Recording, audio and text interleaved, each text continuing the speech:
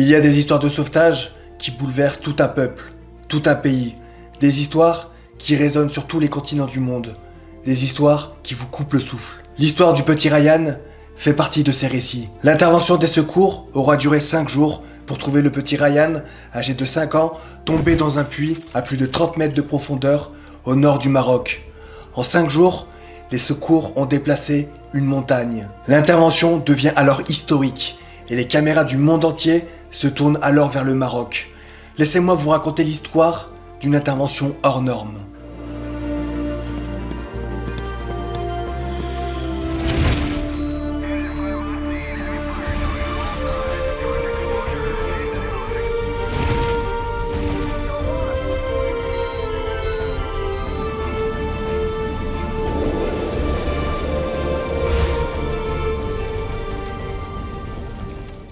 Nous sommes le mardi 1er février 2022 dans le village d'Igran au nord du Maroc. Il est 14 h quand le petit Ryan est introuvable. Il était en train de jouer quand sa famille s'inquiète de sa disparition. Où est le petit Ryan?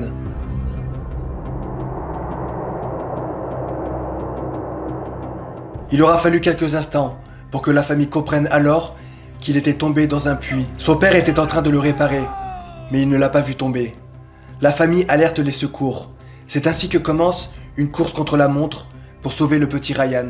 Très vite, l'information circule et c'est tout le village qui vient prêter main forte à la famille. Quand les secours arrivent, ils déplorent la difficulté de l'intervention. Dans un premier temps, ils tentent de descendre directement dans le puits, mais c'est impossible. Le diamètre du trou est de 45 cm. Ce n'est pas assez grand pour que les sauveteurs puissent descendre.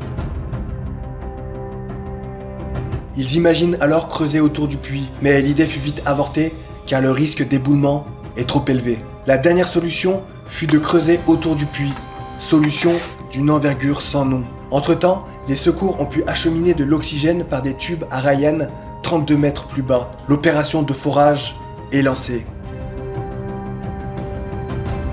Au Maroc, c'est la Direction générale de la protection civile qui est chargée des secours dans le royaume. En 2016, on comptait un peu plus de 8000 agents de la protection civile. Ce nombre est jugé insuffisant par rapport au nombre de Marocains qui s'élevait à 34 millions de personnes. À titre de comparaison, la France compte aujourd'hui 67 millions d'habitants pour un peu plus de 250 000 sapeurs-pompiers.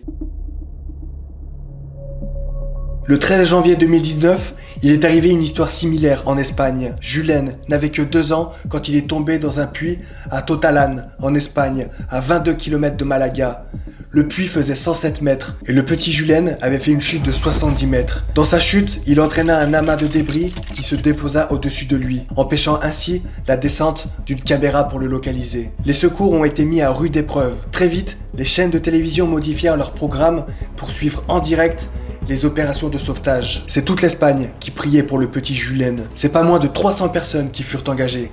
Des pompiers, des artificiers et même une unité de mineurs d'élite venus du nord-ouest du pays. C'est 85 000 tonnes de terre et de roches qui ont été déplacées par une douzaine de bulldozers et de pelleteuses. Le défi était gigantesque. L'aspect de la montagne a été totalement modifié. Travaillant dans l'urgence, les sauveteurs ne disposaient d'aucune étude géologique du sous-sol et ont souvent été ralentis par des massifs rocheux. Les difficultés furent nombreuses. Un véritable chantier de génie civil. Dans des conditions normales, un tel chantier aurait dû prendre plusieurs mois. À Totalan, ils l'ont réalisé en quelques jours.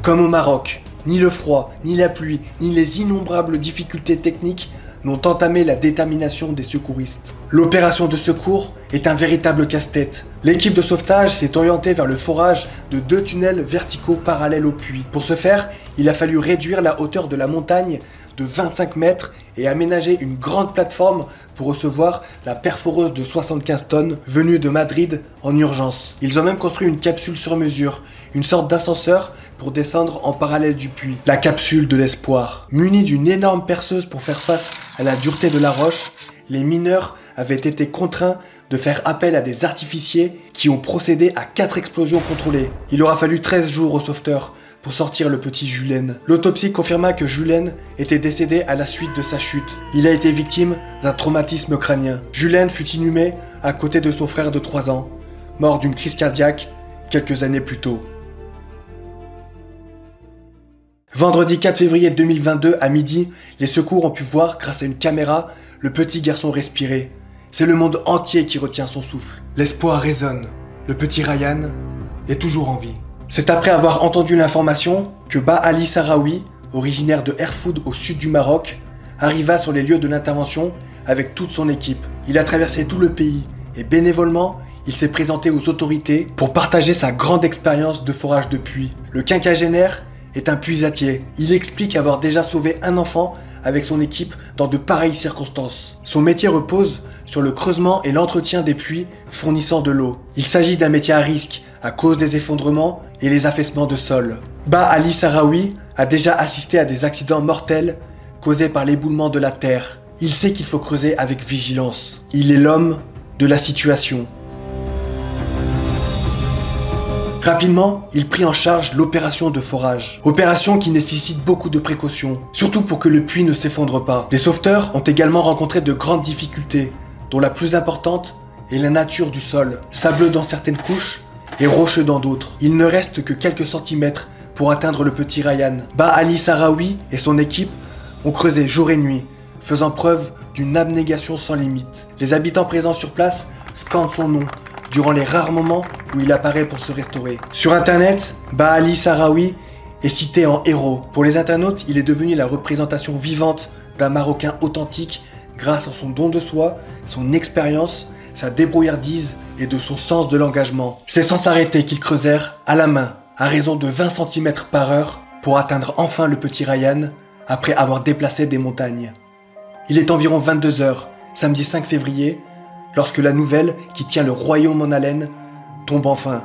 Le petit Ryan vient d'être extrait du puits, dans lequel il était tombé mardi, 5 jours auparavant. Il est ensuite évacué en ambulance à l'hôpital militaire de Rabat.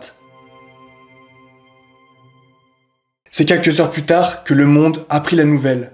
Le petit enfant n'a pas survécu. Cette vidéo est le témoignage d'une solidarité sans limite. Sans s'arrêter, des hommes ont tout donné jour et nuit, risquant parfois leur vie dans l'espoir de sauver un petit enfant. L'image est forte. Merci aux Marocains pour ce témoignage d'humanité dont vous avez fait preuve au monde entier. Bravo aux équipes de secours qui n'ont rien lâché. Toutes mes pensées vont à la famille du petit Ryan.